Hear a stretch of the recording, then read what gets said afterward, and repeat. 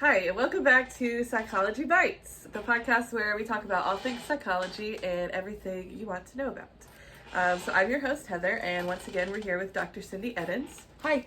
And before we jump into today's topic, I'm going to remind everyone that Dr. Eddins is a licensed, full-time practicing psychologist in the state of Georgia. So today, we're going to be talking about learning styles and theories. We're going to jump a little bit into the developmental side into our discussion today, and a little into the history of psychology. So, most people, they hear learning styles and they think of your basics like an audio learner or a visual learner or someone who learns better using their hands. And this is a true aspect of how we learn things, but we're going to dive into some of the historical learning theories that came up throughout the years in psychology. And we're going to show you a little bit of that in action with the dogs at the end of this episode. We have a clip that we did a training segment with the therapy dogs, and you'll get to see that where we talk about the learning styles and put it into action. And again, I'll put that at the end of the video so that everybody can see that. We're going to cover some of the most common learning theories that you hear about, like in your intro to psychology classes. And the first one that we're going to talk about is Piaget's theory of cognitive development. So this one kind of goes into the developmental side of things. And this one discusses kind of how children learn using their senses, their concept of play, and the development of their logic skills. So do you want to tell us about the stages of that and how it works? So, honestly, I'm not a fan of Piaget, only because, well, for a few reasons. So we learn his stages of development in Psych 101 classes and other classes too, for that matter. However, Piaget's stages of development are largely wrong. And we know that now because, we've done updated studies. And just for the record, if Piaget was doing his research now, he would get arrested. Because, for real, he would go to a park and ask mothers and little kids questions and watch them and watch their movement. And I feel like if he did that nowadays, the mothers and kids would all be standing over to the side and be calling the police. There's a creepy old man here looking at our kids and asking all kinds of questions about our kids. And so he was a little bit creepy as far as that goes. But so he came up with his stages. The sensory motor is the first stage. And so in the first 2 years, all the child learns about, according to Piaget, is sensory motor skills. So they learn how to cry for food. They learn different cries for food. But it's all related around, if they're feeling uncomfortable, they'll cry so they can get a diaper. It's all related around that kind of thing. And so since sensory motor kind of gets, the stage ends when object permanence becomes a thing. And object permanence basically is like the idea of peekaboo, only it's no longer fun now. So when they do object permanence, and you go peekaboo to the baby, we know that they actually think you're a huge magician because they think you're hiding behind that peekaboo thing. And so once they know and they pull your hand down, go peekaboo, come on, just do it. And when they pull your hand down like that and laugh and giggle, they know you're back there, and that means they've developed object permanence.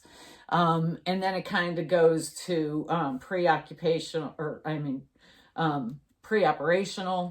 and that's basic learning functions, walking, no cognitive, but just learning how to walk, run, what things are. Naming things is a big part of this stage, according to Piaget.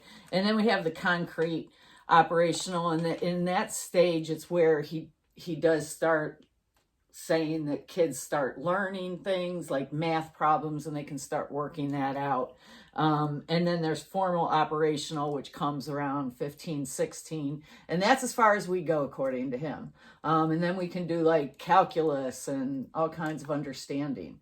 The problem with these stages, again, is that they're no longer accurate. 0 through 2, daycares have learned to teach 0 through 2 children sign language, like hungry. And they do learn the sign language. They aren't capable of vocalizing things, but they are capable of learning sign language and doing that. So it was the misconception that they couldn't talk, so they couldn't think. But that's just not true. Y'all's kids are way smarter than you think they are. And the same too with all the other stages. They learn a lot faster than we give them credit for, or Piaget gives them credit for, or most of the old developmental theories. Honestly, we have a lot newer information now.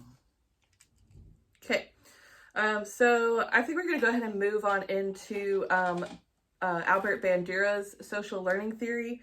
And this kind of discusses how children learn through the actions of adults. Like, they watch what their parents do and then they repeat those things.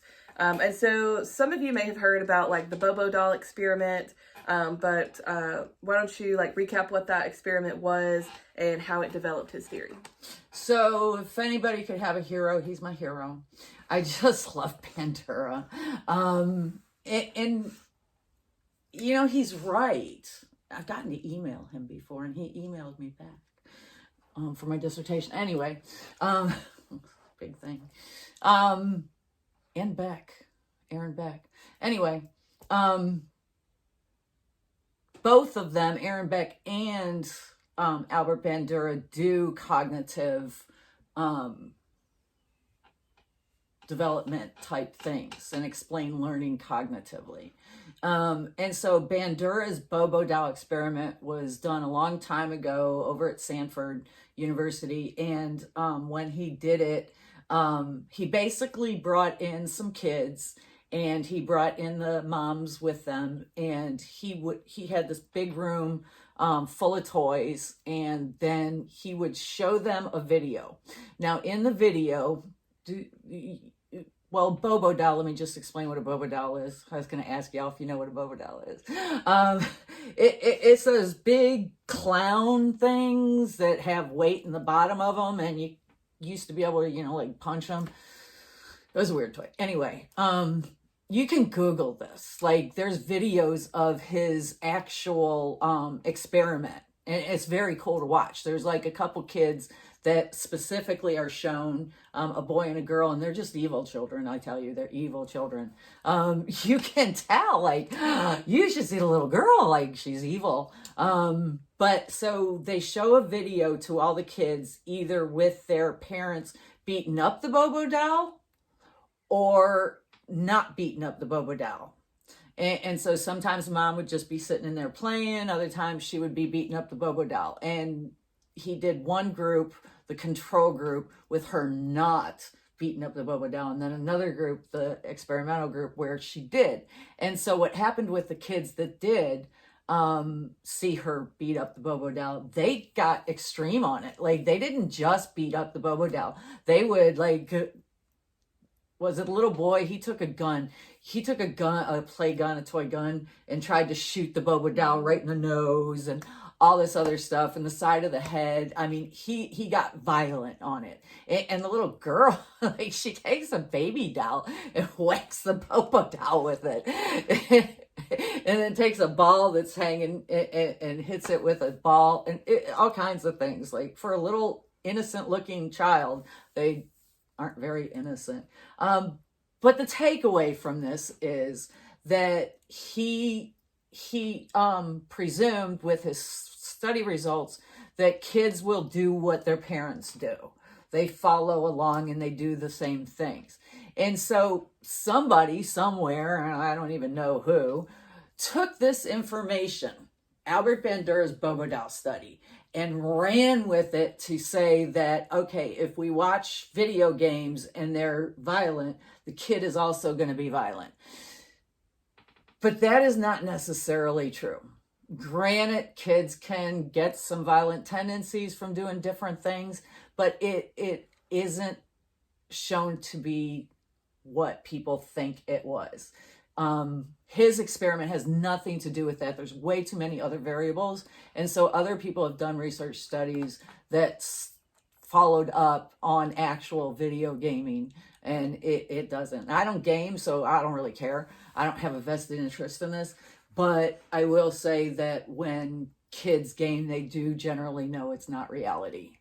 And it's like kind of like punching a punching bag or a Bobo doll. You get your aggressions out on that, and not necessarily like you're not going to take it out into the real world. Yeah. Okay. So we kind of talked about how that can affect children in the real world. So what about with dogs? Does it have the same effect on dogs? Will dogs copy what their owners do? Absolutely. Have you seen my puppies? So I have 2 Border Collie, what I call puppies, that are going to be 3 this year. So technically not puppies, but they sure do act like puppies because, you know, they're Border Collies and they're young and they have horses and goats. And so, by the way, I found a couple chicken feathers on my side of the fence. Hope the chicken's okay. They're fine. Good. Anyway, so my Border Collies will, like, they know. So I work from home and I counsel, like she said. And so I see people online. And so when I do, when I have an appointment, I go into my office and I say session time. And the dogs will go running into the office and wait for me to close the door because they know that that's just habit. You'll notice yourself, any of your dogs, they'll follow you around. Cats, any animal. I go out to the pasture, the horses and goats will follow me around. But they do follow you around, and not just for food. There's another study that talks about that, for the record. We should look at one of these days. Excuse me, but Harlow's monkeys, if you want to look it up. But animals will mimic. Everybody always says, oh, my animal's crazy like me. You know, yeah, our animals pick up our own little habits. It's kind of cool. Yeah. Okay, so the next theory that we're going to talk about, it's a little bit similar to this, but it's called behaviorism. And that is said to be founded by John Watson. And this kind of explains the same kind of thing that it's saying that all behaviors are learned. And so do you want to kind of expand on that a little bit? Yeah, so Rayner also worked with him on this. Watson and Rayner both. And Rayner never gets any credit, for the record, because she was a female in the 50s doing research. And she was a PhD doctorate candidate.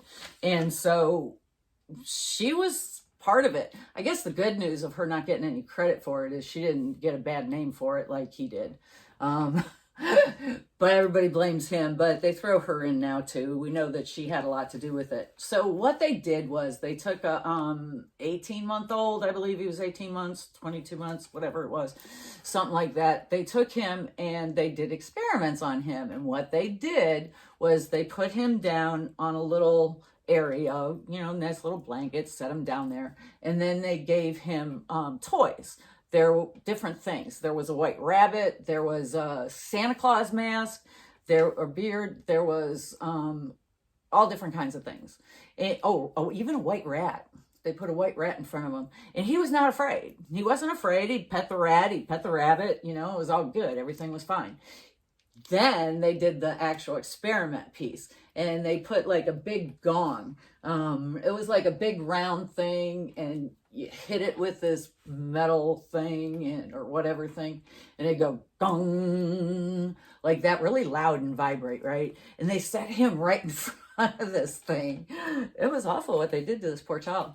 And then every time he'd reach to pet the rabbit, or he'd reach to pet the rat, or the Santa Claus mask, somebody would gong him. And of course, he became afraid. And so he associated the gong with petting the rabbit or the white beard. Of course, that's what really got him in trouble, is the white beard, because in the 50s, Santa Claus was a big thing. And nobody liked the idea that this kid was now all of a sudden afraid of Santa Claus. I was afraid of Santa Claus too, but I never got gonged, so whatever. But this kid was afraid of Santa Claus, and so that's what got him in trouble for all this. And of course, when we're doing research, IRB approvals, we don't do those bad things anymore. Yeah. Okay, so we're going to move on to operant and classical conditioning. And this is where we involve the dogs at the end of the episode. So we'll start with classical conditioning, which came about from Pavlov. And a lot of you may have heard about the salivating dogs experiment. That's where this came from. So why don't you explain how the experiment worked and how classical conditioning works? Okay, so classical conditioning is a type of behaviorism, and actually so is operant conditioning. They all fall under behaviorism. Behaviorism is an overview thing. But so classical conditioning, even though we're going to say Watson did classical conditioning because he paired the bong with the petting of the rabbit. It was basic classical conditioning is what he was doing. But then Pavlov went ahead and defined it, and when he figured it all out with the doggy stuff, he was doing an experiment. I explain all this in the little video, so I'm not going to be redundant here. But basically, classical conditioning always has a learning association with it. It's going to respond to an event because of something else. So if he gets a treat every time a bell rings, then pretty soon you can take away the treat. He's still going to build up saliva when he hears that bell ring. And they do the terms by unconditional stimulus, which would be the meat, unconditional response, which would be the saliva. Our neutral stimuli is the bell, because no dog is going to start salivating because of a bell ringing unless it's been paired with getting the food. And so then it goes into our conditioned stimulus, which is the bell and the food combined, and our conditioned response, which is this developing of the saliva, but it's developing of the saliva based on just the bell now. So that's basic classical. Operant is... I'm not there yet. Oh, sorry. No. Never mind. She doesn't want you to know about operant conditioning. I was going to ask, obviously. since we talk about how classical conditioning forms with animals, how it can form with humans also. And I actually have an example of this. So for those of you who are fans of the show The Office, there's an episode where Jim uses classical conditioning to condition Dwight. And what he does is he sets his computer up to make a noise every time he presses a button. And every time he presses this button and the computer dings, he offers Dwight, his coworker, a piece of gum. Every time it dings, like he does it for like a week, he dings it and offers him a piece of gum, and Dwight always accepts it. Well, then after the week is over, the next week they come back to work, he does it again, but he doesn't offer Dwight a piece of gum.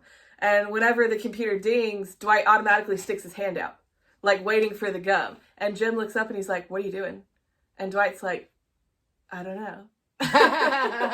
And so like then there's like a little side part where Jim talks about he learned about classical conditioning and he wanted to try the experiment for himself. And so Dwight was his victim. And it's a really funny episode if you guys want to look it up. But that is kind of how you can also do the same things but with humans. Try to cultivate their behaviors. I have an example of that too. So Big Bang Theory. Sheldon tried to classically condition, what's her name? Penny. They were watching a show and Penny was over there watching it and she kept talking and Sheldon wanted her to stop talking. So he decided to classically condition her and he got a box of chocolates. And every time she sat still and quiet, have a chocolate. And so he was teaching her to, and of course Leonard came home and said, "Are you classically conditioning my girlfriend?" Because he knew what he was doing. But yeah, it's kind of funny. Okay, so now we'll move on to operant conditioning. And this came about from B.F. Skinner. And this is probably, I'd say, more commonly used. And it involves like the punishment and reward system. And so his experiment, I think it was tested on rats. Am I correct about that? Yeah. And so do you want to explain that experiment and how it works? He did rats and pigeons. Skinner actually, and this didn't happen, but in some of the history books it says it did, but it didn't. He was invited by World War II military officials to train pigeons to detect bombs, get rid of bombs, carry bombs, something about bombs, I'm not sure what. But they didn't end up doing it. They started, but they didn't end up doing it. He didn't actually train anybody for that. But they have now since used, they use dolphins to carry bombs, to put off bombs, to all kinds of bad stuff. So, and of course, they use the animals to do this by training them with operant conditioning techniques. So, for example, his pigeon testing involved the pigeon in a little cage, and it would get a pellet every time it pressed the green. But when it was red, if it pressed, it got electrical shock. People are really mean to animals when they're doing research studies. I don't approve. But, of course, the pigeon learned not to press the red, only to press the green. There's been lots of experiments based off of this, actually, and lots with animals and with people. Operant conditioning is like the main kind of main kind of theory that's used for training dogs. And it's what we used to train our children, just saying. If you're going over to grandma's house and you want your kids to be on their best behavior, you might promise them a cookie when they get home or whatever. That's reward. You may tell them if they fail a class, they're going to be in trouble and they'll get grounded. That's a punishment. And so there's rewards and punishments that mold and shape the behavior. And along with that, in operant conditioning is the idea that our environment provides a natural consequence to things.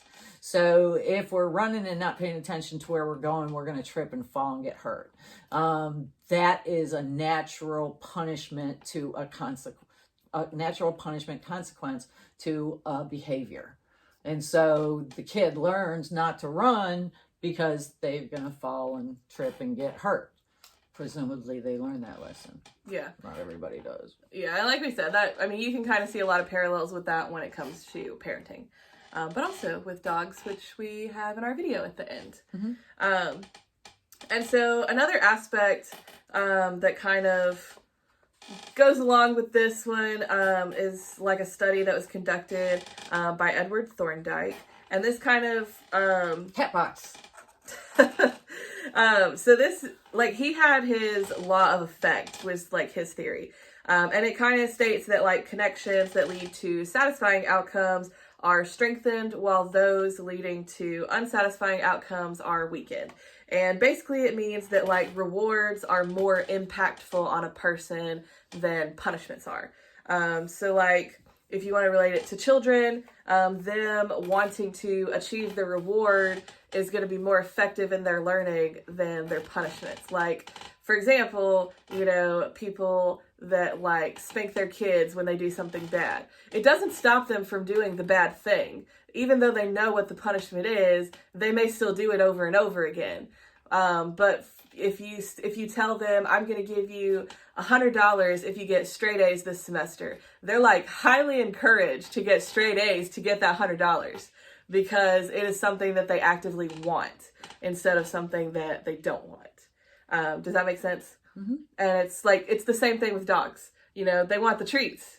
Punishment doesn't really stop them from doing the bad behavior, but rewarding them with treats does encourage them to keep participating in good behavior. Like if you teach them to sit every time they get a treat, and then, every time you have a food wrapper, they come up and sit in front of you because they know the sitting gets them treats. So, true, but I would like to mention here that when it comes to punishment versus reward, there have been a lot of research studies that, and I know what y'all are thinking, punishment works. I'll spank him and he'll never do that again or whatever. But honestly, research has shown that yes, punishment works really, really quickly to change the behavior, but the behavior does not last. The desired behavior doesn't last. It quickly fades away. So they'll behave in the moment because they're afraid of a spanking or they're afraid of a consequence, whatever the consequence is. But as soon as they're out of sight, out of mind, they're going to do it. Okay? Because there's no fear of that punishment. They think they'll get away with it, so they'll do it. Reward, on the other hand, works so much better. It takes longer. And this is why everybody goes for the punishment, because punishment is quick. You see an instant result, but with reward, you don't see an instant result. It takes a little while to get that result. But once you get the result usually lasts for a lifetime. So if you want your kid, say the kid stole a pack of gum from a store, and you don't want your kid to grow up thinking stealing's okay, you definitely want to talk to him, help him to understand. But yes, there's going to be a punishment involved. He's got to take the gun back, admit he was sorry. But when he does something good too, when we go through a store, and we don't steal anything, we want to make sure that we talk about that and that, good job, man. Like, we don't want to steal. We don't want to build up that habit. That can be a bad habit and get you thrown in jail, blah, blah, blah. Even a 5-year-old basically understands that. Yeah, that's the other thing I was going to say. Like, punishments really just lead to sneaky kids. They're more afraid of you and the consequence than they are of doing the activity. They just learn how to do the activity without getting caught. Yeah. Okay. They'll take gambles on that too. Yeah. I work with a lot of kids and parents, trust me. Yeah. And so I think we kind of covered like how it affects humans versus animals. And like I said, we have a video that we're going to put at the end that shows how we use these techniques on the dogs. But so that pretty much covers our episode today. It's a little bit shorter than our normal episodes so that we can put our dog video in at the end. But let us know in the comments or email us. Tell us which learning theory is your favorite, or which one do you think would be most applicable to the average person today. And so thanks for joining us for our 3rd episode of Psychology Bites. You can visit our website for more information. You can also visit the website to schedule appointments with Dr. Edens if you want to meet with her one-on-one. Again, you have to live in Georgia to do that. And you can also contact us about the podcast, going to our website. That's where our contact information is. But so don't forget to join us next week for Psychology Bites, episode 4, where we are going to talk about personality theories. And that will be Freud. That will be an interesting episode. So I love to talk about Freud. I'm going to need a whiteboard for that. So anyway, that's the end of our video. But have a great week and enjoy our dog training video. Bye. Hey, so I'm going to show some operant conditioning techniques, and we're going to talk about the difference between operant conditioning and classical conditioning. So first of all, let me just give you a heading of what each one means. So classical conditioning was coined by Pavlov, who was a Russian physicist, and he was doing some experiments to try to figure out how much saliva is produced in dogs when presented with food. And while he was doing that experiment, which, by the way, he got a Pulitzer Prize award for it, but while he was doing that experiment, he came up with what he called classical conditioning, because what he found out was, as the techs would come through the door, there was a little bell above the door, and the techs would come through and the bell would ring, and so the dogs learned pretty quickly that every time that bell rang, they were going to get food, and they would start producing saliva. This is how he got on, because he had tubes in their mouths, and they would start producing the saliva long before they were presented with the food. And he was like, why is this happening? And so he did all kinds of different experiments with them, doing a little tick-tock clock thing, all kinds of different sounds and bells. And every time, after a few times being paired with the meat, the bell rings, the meat is presented, pretty soon we don't have to present the meat, we still get the same response. So the bell was presented, and then the meat was presented. They got that idea after several times. Now they figured out that they just start producing that. And so too with ways that we learn. I'm getting attacked by that. And so we use those techniques to train dogs, to honestly train our kids, train employees. For example, we know that if we go to work and we work hard, we get a paycheck. Basic classical conditioning, you're going to pair it. There's also operant conditioning. Operant conditioning and classical conditioning are very similar and overlap in lots of areas. However, their main difference is that operant conditioning operates on reward and punishment, both positive and negative of each.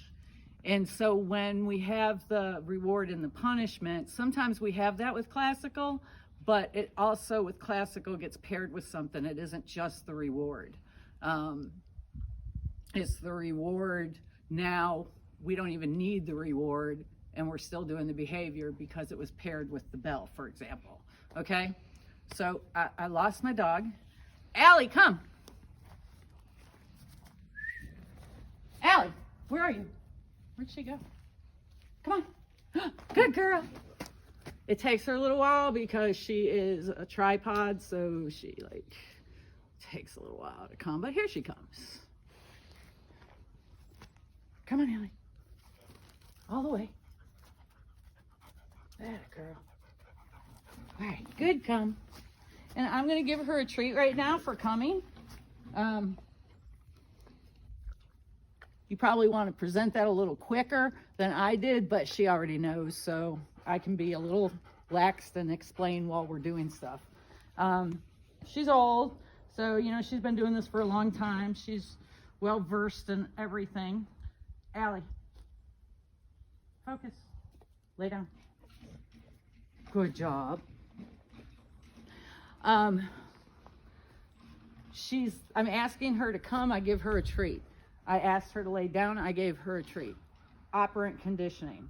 Allie, sit. Sit up. Up. She's... I didn't do bang. No, come on, up, sit. Okay, so she has this trick and she's trying to do it. That's a sit, thank you. And what she's trying to do, she's trying to outthink me and that's her bang trick. She was also trying to do inside voice. Come here, sit up. Speak. Speak. Again. Speak. Good job. She does a very quiet inside voice. She used to go to classes with me, and she also used to work in the counseling field with me. And so she couldn't bark inside. We go to lots of different things, events and stuff, and she can't just be around barking. So she learned inside voices. What else? Up, up, up, up. Come here. Allie, up. You can do it. Come on up. You can do it. All right, shake. She has a hard time, obviously, because of her legs. You see, she's trying to jump up. She's trying to give me her paw. But when I take it, she kind of falls. And that's because, she's a tripod, so she's limited. So, and she's very old. She's losing her hearing and her sight. But, you can see that the actions bring rewards. And so she has learned that. Okay, Allie, come. I'm going to switch out now. Stay. Come on, Addie. Come here, Addie. Addie, come. Addie. Sit. Good job. Good, come. Stay. He is a little bit wild, a little bit excited, and he's going to want to do different things. Because there's horses standing around here and goats, and he wants to go herd them. Addie, come. You should only have to say the command one time. I've always believed that they should sit when they come. Addie, get back here. I wasn't done yet. Sit. Come here. Lay down. Come here, sit. Shake. High five. High five. Good job. Addie up. Sit. Addie up. Up. Oh, good boy. Here you go. So you see that basically he's doing just basic tricks, and those basic tricks are rewarded with food. Those are operant conditioning techniques. Honestly, the bang trick is the best example of classical conditioning. I had to pair the behavior with the reward set with different behaviors in order to get to that. It's also called shaping in operant conditioning. So they do overlap at points. You just gotta think, is there a bell involved? Is there something that's causing it?